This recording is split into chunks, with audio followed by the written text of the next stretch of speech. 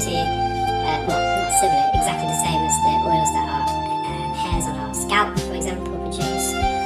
And it also contains a lipid-rich, oily sweat, which contains loads of proteins as well. And that's produced by the ceremonous glands. So the ceremonous glands are in the ear, they're modified.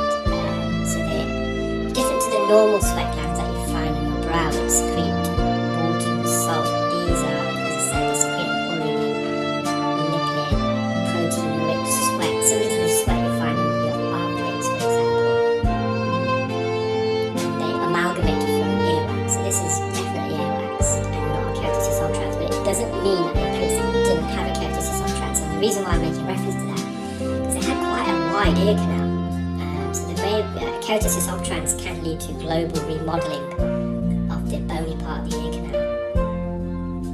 And the patient, in terms of their age, they fit that profile. I think they're in their mid-30s. Just double check that. Yeah, so in the early 30s. So keratosis ultrans is pathology more common in younger populations. The ages between